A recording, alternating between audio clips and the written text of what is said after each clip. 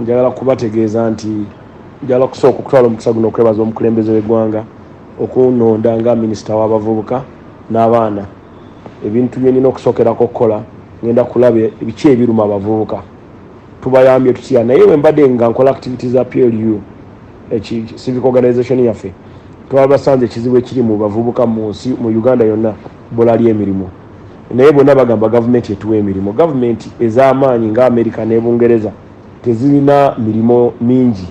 Gavumenti ya Uganda erina abakozi 7,000. Gavumenti ya Amerika erina abantu 1,000, erina obukadde 308, naye nga kwabo milioni 7 zokka federal government ya Amerika zesasula. So nsuubira abantu abali mu Amerika abasinga bakozesebwa abagagga aba private. Kati nga bwe ndi mu Uganda nti nina emirimu nkozesa abaana. Karim Hiriji akozesa abaana, Sudiru akozesa abaana, Abachina Embale bakozesa abaana. So tugenda kuteeka emphasis ku kukola emirimu, tusupportinge abantu ba investor, tusobola n'okusupportinga churches. Jona baddeko mu Holy City nalabya abantu 3,000. Tusupportinge ezo churches zikole factory ku church awo abantu baleme kusabanga busabi, ne bagende ne mu factory ezo bakole bafune sente. So nsuubira tujja kumalawo ebbula ly'emirimu. Then ku ky'abaana abato njala kufokasinga kuli productive health. Abaana abasinga babakola embuto nga tebaneetuuka.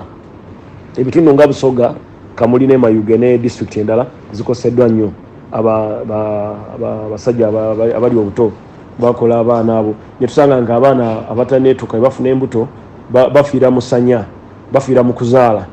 Ate tucreatinga saako y'obunaku oba vicious circle of poverty.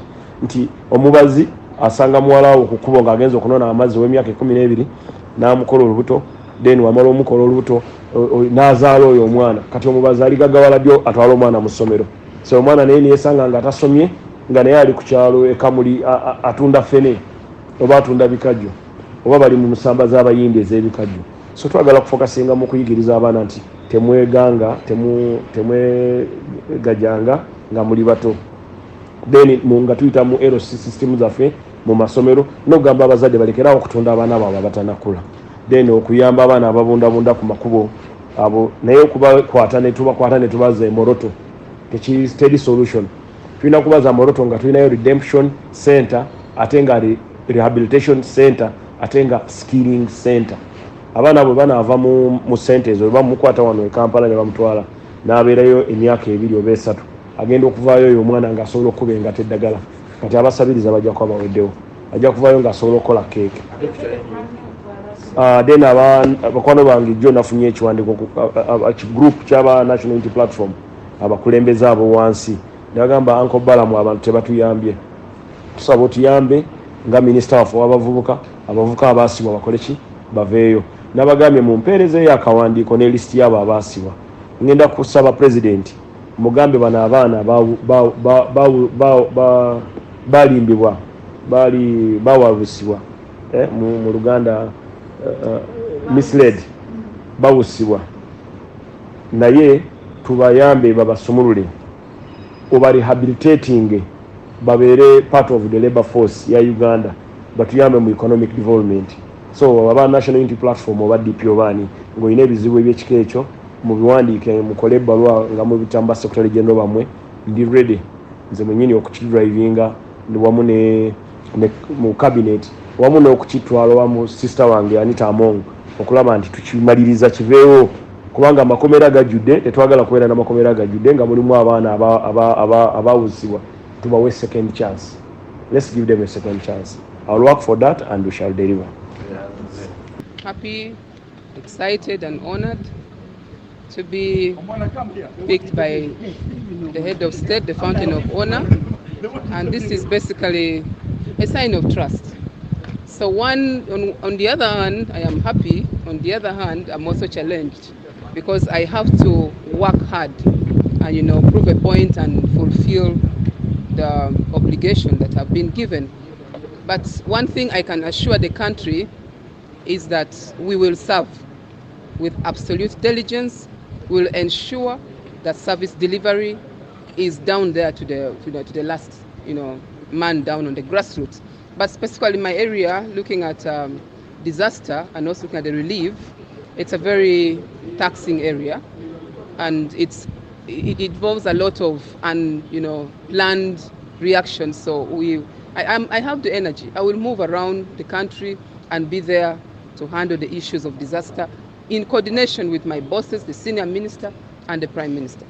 So how do you intend to avoid the controversy in that particular ministry that handles relief, but also do you understand the assignment to the fishery? The issues of controversies is that you can never avoid them. You'll always have issues that might be, bring conflict here and there, but I am one person who does not breathe conflict. If there is disagreement on principle, it will be handled, but one thing I can guarantee you is that I am not going into that ministry for any petty fight. I'm going there to perform my duties and to deliver services as assigned by my boss. And the issues of fisheries that you brought in, I will first address my mind to the history of what has been going on, and I'll there pick it up from there and put in my input. But I think we are a team that will work together and deliver services to the people.